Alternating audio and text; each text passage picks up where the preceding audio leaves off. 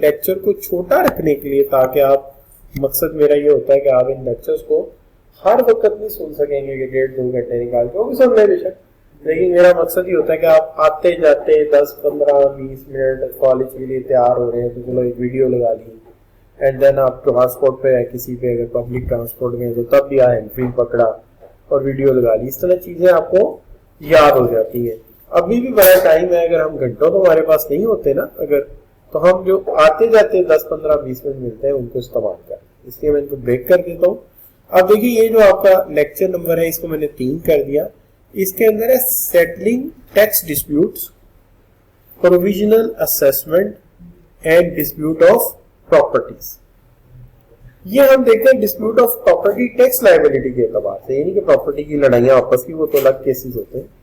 अब इसके अंदर ये तो आप जानते हैं कि बेसिकली चैप्टर आप वो पढ़े जिसके अंदर किसी बंदे ने अपनी दौलत का सही हिसाब नहीं दिया और हमें उसकी असेसमेंट करनी पड़ रही है, उसकी रिटर्न्स को दोबारा अमेंडमेंट ऑर्डर करके रिवाइज करवाना पड़ रहा है।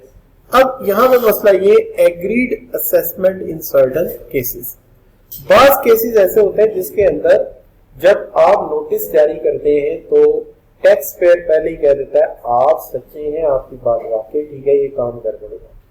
वो सोच लेता है कि मैंने लंबी बहस नहीं करनी, मैंने मामले को सेटल करके खत्म करें। तो यहां पे ये होता है कि after receiving notice a tax payer want to settle the case, क्या आप मेरे साथ सेटल कर दे, छोड़े बाकी बात। ऐसी सूरत में क्या होगा, एक ओवरसाइट कमेटी बनानी पड़ेगी। उस ओवरसाइट कमेटी में कुछ लोग बैठेंगे और वो लोग कौन से होंगे, चीफ कमिश्नर इनलैंड होगा, ठीक है, चीफ कमिश्नर इनलैंड रेवेन्यू, ठीक है जी। अच्छा, उसके बाद एडिशनल कमिश्नर होगा, ठीक है, ये मैं शायद चीफ कमिश्नर है, यहाँ कमिश्नर आना था खाली, एक चीफ कमिश्नर और एक कमिश्नर और एक एडिशनल कमिश्नर इनलैंड। इसका मतलब है ये कोई बड़ा मामला है जो कि लाइक मलिक रियाज का मामला है। तो मलिक रियाज साहब ये कहते हैं कि बजाय इसके कि मैं अड्डे को लंबा करूं, मुझे पता है मेरी हरकतें इस तरह की हैं, तो मैं ऐसा करता हूं, मैं आपके साथ ना मामलात को तय कर लेता हूं। तो ऐसी सूरत में एक कमेटी बैठ जाएगी और कमेटी में कमिश्नर होगा, चीफ कमिश्नर होगा और एडिशनल कमिश्नर इनलैंड होगा। जाहिर है बड़ा केस है। कमिश्नर कॉल फॉर रिकॉर्ड, जाहिर है रिकॉर्ड मांगेगा, and give opportunity to hear, वो अपॉर्चुनिटी देगा कि मलिक साहब आ जाए, उनका कोई रिप्रेजेंटेटिव आ जाए, हम उनको सुन भी लेते हैं, ठीक है जी, यानी कमेटी के सामने पेश हो जाए। Offer can accepted and can be modified, यानी वो जो मलिक रियाज साहब ने ऑफर दी है कि आपने मेरे ऊपर 20 या 8 करोड़ का हर्जाना या 8 करोड़ का टैक्स लगाया, तो मैं 4 करोड़ देने के लिए इमीडिएटली तैयार है, तो वो एक्सेप्ट हो भी सकता है और वो मॉडिफाई भी कर सकते हैं। किसके साथ, जितने ये तीनों मेंबर बैठे हैं इनकी इज्तिमाई राय के साथ, रजामंदी के साथ, यानी consensus of all members of committee inform to tax payer, तो वो इन्फॉर्म कर देंगे। अगर एग्री है तो भी कर देंगे कि ठीक है तुम 4 करोड़ दो, मसला हल, और अगर नहीं है तो कह देंगे हमारे नजदीक 8 है तो हम 6 से कम में मानने वाले नहीं। अच्छा, अब after this commissioner shall amend the assessment in accordance with the decision of committee. अब हम उसकी बात ना सुनेंगे 4 करोड़ की, हम क्या करेंगे, हम 6 करोड़ के मुताबिक क्या करेंगे, हम 6 करोड़ के मुताबिक क्या करेंगे, commissioner shall amend the assessment, कि वो हमें 4 करोड़ दे रहा है, हम 4 करोड़ पे एग्री नहीं है, हम 6 करोड़ पे एग्री हैं, तो 6 करोड़ के मुताबिक क्या करेंगे, शाबाश, अमेंडमेंट कर देंगे। टैक्स पेयर हो सकता है ऐसी सूरत में, मलिक रियाज जैसा टैक्स पेयर है, टैक्स पेयर पे the payment and penalty with default surcharge, वो पे कर देता है, कहानी खत्म हो गई, स्टोरी इज फिनिश, डन, ठीक है जी। Resultantly the tax payer shall waive the right to prefer appeal against such amendment। अब पेमेंट कर दी उसने, एग्री कर लिया, अब उसके पास अपील का राइट नहीं है, जाहिर बात है तुमने एक्सेप्ट किया तो तुमने सबमिट कर दिया ना, तो अब तुम्हारे पास अपील का राइट नहीं, वरना तुम पार्शियल पेमेंट एग्री करते हो और बाकी तुम कहते हो डिसाइड कर लेंगे। 4 तो मैं कह रहा हूँ मैं दे रहा हूँ, 2 पे हम फाइट करेंगे। अगर तुमने 6 का 6 दे दिया तो फिर ठीक है, मामला खत्म हो गया। अच्छा, no further proceeding shall be undertaken, जैसे मैंने अभी कहा था, फिर कहानी खत्म। लेकिन if tax payer is not agreed, अगर वो एग्रीड नहीं विद कमेटी, असेसमेंट कमेटी की असेसमेंट से एग्री नहीं है, case is forward against to commissioner, तो केस दोबारा कमिश्नर के पास चला जाएगा रेलेवेंट रीजन के, क्योंकि जो कमेटी बनी थी उसमें वो वाला कमिश्नर नहीं होगा, क्योंकि वो तो फिर पार्टी बन गया ना, कैसा वो वाला नहीं होगा, क्योंकि उसके ऊपर तो ये दूसरी कमेटी होगी ना। अच्छा, उस कमिश्नर को चला जाएगा और टैक्स पेयर जो है वो राइट अवेल कर सकता है किसका, अपील। तो ये प्रोसीजर है इसका, ठीक होगी बात। अच्छा, इसमें बहुत सारी लाइंस ऐसी हैं जो मुख्तसर की गई हैं, तो हो सकता है मुख्तसर होने से बाद में पढ़े तो आपको पूरी बात ना पता चले, तो वो वाली बात एज इट इज पॉइंट्स में मौजूद है आईकैप में भी और बाकी बुक्स में भी, तो आप वहां से पिक कर सकते हैं अगर जरूरत पड़े। वैसे आई होप कि जब आप सुनेंगे आपको बात याद आ जाएगी लेक्चर सुन। क्लियर जी? तो ये है कौन सा प्रोसीजर, जब कोई बंदा मामलात को सेटल करना चाहे। तो इस पे सवाल आ जाता है कि हाउ द प्रोसीजर, तो आप प्रोसीजर या प्रोसीडिंग, लेकिन जब भी आपको इसमें एक लफ्ज मिल जाए ना सेटल, आपकी फौरी तौर पे एल बच जानी चाहिए कि ये सेटल का मामला वो वाला है जिसमें उसने एग्री कर दिया। Clear? And I am very much sure कि 5 या 6 नंबर के लिए इससे ज्यादा कोई नहीं लिख सकता, जितने मर्जी लंबे नोट्स लिखे आई कैप में होगा। क्लियर जी? अच्छा, और ये साफ सुथरे भी है, इसके अंदर पे एग्जामिनर को भी आसानी है कि पूरे पॉइंट्स बना दिए और वो सिंपली अंडरस्टैंड कर, ठीक है ना। और माहौल इसका मैंने दिखा दिया कि इस तरह ये बैठे हो, ये चीफ कमिश्नर है, ये कमिश्नर है और ये ऑफिसर इनलैंड रेवेन्यू। देखो तीनों मैंने इकट्ठी करके आपको दिखाया। अब आप सीधे ही बेशक अपनी आंखों में उतार, ताकि पेपर में जब आप लिखे तो आपको प्रैक्टिकली याद आ जाए 3 बंदे। अच्छा बच्चों, अब यहाँ पे एक सवाल है, ये सवाल भी जरा दोबारा से मैं यानी कि दोबारा मतलब ये है कि सवाल थोड़ा ऐसा है जो जरा नजर में बार बार आ रहा था, तो मैंने कहा इसको भी देख लिया। स्प्रिंग 2020 का है और ये 19 का किसी का है, नहीं सॉरी 17 के करीब का है ये। इसके अंदर ये है कि under the provision of income tax ordinance 2001 rule made there under discuss the concept of conceal asset and state the power of commissioner relating to the conceal asset of any person when it is impounded by the federal government। अगर किसी बंदे के conceal asset सामने आ जाए अचानक, तो इस पर रूल्स क्या कहते हैं और इस पर कमिश्नर कितना बाख्तियार है। ठीक है जी, तो ये बातें कोई इतना बड़ा सवाल नहीं है ये। पहली बात यह है कि जब भी किसी बंदे की एक बहुत बड़ी प्रॉपर्टी मिल गई, प्लाजा खड़ा था नहीं पता लगा, ठीक है, अचानक नजर पड़ी प्लाजा किसी ने देख लिया किसका है, उसने कहा जी पता नहीं किसका, किराया भी ले जाता आगे, उन्होंने कहा है किराया भी ले जाता हमें पता ही नहीं है।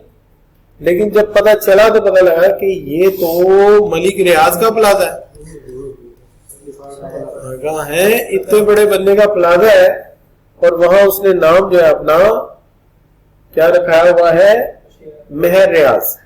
तो वो लोग यही समझते रहे कि ये जो है ये इसका है। यहाँ ऐसी सूरत है कि उसने इसको मिसेस अजमल रियाज लिखा हुआ, लोग ये समझते रहे कि ये अजमल साहब की मिसेस है, लेकिन पता चला कि एक्चुअली अजमल बीच में ऐसे डाला हुआ था उन्होंने लोगों को मिसगाइड करने के लिए। अजमल तो दादी रख कहती थी उसको बचपन में, मलिक रियाज कोई गलती ना बना देना। अच्छा मेरे से केस बन जाए पता लगे मलिक रियाज सुन ले अजमल लग गया और कहे तेरा मेरा केस बने ना बने, तेरा से बनेगा। अच्छा, तो जनाब ऐसी सूरत हाल बन गई। तो प्रोविजनल असेसमेंट इफ क्या है, कंसील्ड एसेट इज फाउंड। अब इसकी दो सूरतें। पहली सूरत यह है कि where a concealed asset is found by, कौन फाउंड करेगा? यहाँ तो कोई फेडरल एजेंसी होगी या कोई प्रोविंशियल एजेंसी होगी। अच्छा, एजेंसी होगी, कोई एक्साइज वाले होंगे, कोई इनकम टैक्स वाले होंगे, या कोई FIA वाले होंगे, या कोई नैब वगैरह होंगे। तो provisional assessment will be done on required to previously filed tax returns। Provisional assessment की जाएगी ना। देखिए, जिस साल ये बनी थी उस साल की रिटर्न दोबारा जमा होगी ना, तो उस साल का प्रोविजनल आएगा। क्या हाल है? ठीक है, सही लिखा है नहीं लिखा? कि where concealed asset found by the federal और provincial agency, the provisional assessment will be done on the required previously filed tax return। जो पहले फाइल हो चुकी उसको चेंज करेंगे। क्या हाल है? पता नहीं कब से खा रहा है, तो जब से खा रहा है वो सारी रिटर्न निकालो। ठीक है, to see the impact on it. किस पे इम्पैक्ट? एक एग्रीगेट इनकम पे और दूसरा tax liability. Overall aggregate income पे इसका कितना इम्पैक्ट आएगा और उससे इसकी टैक्स लायबिलिटी कितनी पड़ेगी, ये दोबारा देखना पड़ेगा। अच्छा, अब इसमें सिर्फ अगला जुमले में सिर्फ एक ही फर्क है कि यहां पे एक लफ्ज लिखा हुआ है, asset concealed asset is found offshore, यानी there is just one difference. देखिए, गौर कीजिए, सिर्फ एक फर्क है। कौन से वाला? ऑफशोर। ठीक है जी, there is just one difference of offshore, यानी एसेट यहां ना पकड़ा जाए लंदन में, न्यूयॉर्क में, जाहिर है किसी बड़ी जगह पकड़ा जाएगा तो वो पकड़ा जाए।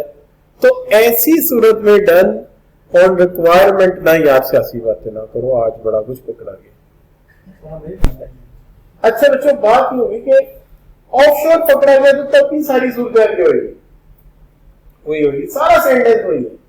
क्या करना? ऑफशोर पकड़ा गया, उसके बाद क्या करना पड़ेगा? असेसमेंट करनी पड़ेगी, और असेसमेंट के अंदर क्या करना पड़ेगा? आपको प्रोविजनली फाइल्ड टैक्स रिटर्न्स देखनी पड़ेंगी, और ये देखना पड़ेगा कि इसका इंपैक्ट एग्रीगेट इनकम पे कितना आया और टैक्स लायबिलिटी। अब सवाल ये पैदा होता है, पावर ऑफ कमिश्नर क्या है? तो कमिश्नर की पावर ये है कि commissioner shall finalise the above mention order as soon as practical, कि जितना भी ये प्रैक्टिकल हो सकता है वो ऑर्डर इशू कर सकता है। और दूसरा, conceal asset means any property और asset which has acquired from any income chargeable to tax, यानी ये उस इनकम से लिया गया जो हमसे छुपाई गई, और छुपा कर इसको यूज करके इससे क्या लिया गया? ये एसेट खरीदा गया।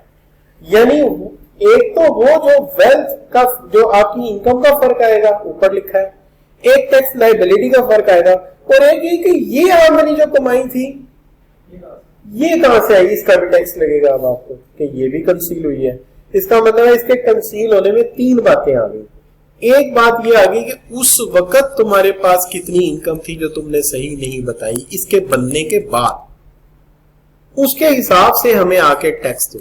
और दूसरी बात ये है, वो इनकम जो इसके ऊपर तुमने इन्वेस्ट की है वो क्यों नहीं हम तक पहुंचा, उसका टैक्स, वो टैक्स भी आके हमें जमा करो। तो यहां सिर्फ इतना लिखा है, कमिश्नर कैन असेस इट।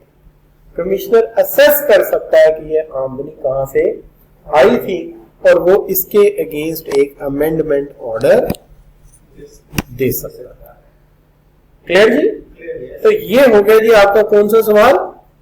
ये वाला। लेकिन दूसरे सवाल को देखें तो पहला पार्ट बिल्कुल वही है कि क्या लिखा हुआ है जी? ये लिखा है कि जी ऊपर जो भी लिखा है छोड़ दे, the term conceal asset the power of commissioner relating to the concealed asset of any person when these are impounded by the federal government, ये तो सेम है। और दूसरा पार्ट भी वही है, Anwar had failed his return, filed his return income in 2013, this अच्छा, discuss the following in the light of the ordinance. तो यहां पे सिर्फ इसमें क्या करेंगे, इसमें आप ये करेंगे कि आप यहां पर किसका नाम डाल देंगे, अनवर, कि अनवर साहब ने जो है ये एसेट रखा था। क्या हाल है, ठीक है जी। अच्छा, दूसरा जो सवाल है उनका वो जरा देखिए, ये वाला, discuss the following in the light of provision by which date commissioner of income tax could make the first amendment of the assessment if required. कब वो फर्स्ट अमेंडमेंट कर सकता है? तो देखिए फर्स्ट अमेंडमेंट कब कर सकता है, the commissioner of income tax in power to amend the assessment of the tax payer within the 5 year of the end of the financial year in which the commissioner has issued treatment to have issued assessment order to the taxpayer, कि जिसमें उसने amendment order क्या 13 अगस्त, तो वो इसके 5 साल तक issue कर सकता है, ठीक है ना, 5 साल तक इशू कर सकता है, यानी 20 में चला गया तो खत्म हो जाएगा, ठीक है। हाँ, मतलब end of the financial year in which commissioner has issued or treatment to have issued assessment order to the tax payer, के जब उसको इशूड ऑर्डर हुआ था उसके अगले कितने 5 साल तक। अच्छा, दूसरी बात यह है कि फिर लिखता है कि by which date further amendment made, further amendment कब कर सकता है, if the first amendment was made in, ठीक है, तो तब भी मसला वही आएगा कि वो विद इन द, यानी देखिए उसके अंदर 2 सी चीजें, एक चीज ये थी कि जिसमें आपने अमेंडमेंट की है ना, from the year ended, amendment was made first year from that, तो जिसमें अमेंडमेंट की उसके फर्स्ट ईयर एंड होने के बाद, और दूसरी तरफ कितना है फाइनेंशियल ईयर से कितना, शाबाश, 5 ईयर्स, तो ये भी फाइनेंशियल ईयर से 5 ईयर, यानी उन्हीं 5 ईयर्स के अंदर अंदर है, पहली अमेंडमेंट भी और दूसरी अमेंडमेंट भी। तो बल्कि दूसरी अमेंडमेंट में ये है कि पहली अमेंडमेंट के 1 साल बाद भी हो सकती है दोबारा, यानी जाहिर है, देखिए ना, पहली अमेंडमेंट से पहले दूसरी तो आ ही नहीं ना सकती, तो जब पहली आ गई तो उसके साल के अगले साल दूसरी आ सकती है, ये मतलब बनता है ना, and of the financial year in which amendment assessment order was issued, तो पहली होने के बाद ही दूसरी आनी है, 1 साल बाद तक, तो ये दूसरी के लिए लिखा है ना, ठीक है, और फाइनेंशियल ईयर के 5 साल ही है उसके, तो इन केस के अंदर क्या होगा, अकॉर्डिंग टू 30 जून 2019 ही बनती है। क्लियर बच्चों, नो प्रॉब्लम जी। अब बच्चों यहां पे आ गई चैप्टर खत्म, क्लियर जी, नो प्रॉब्लम। तो ये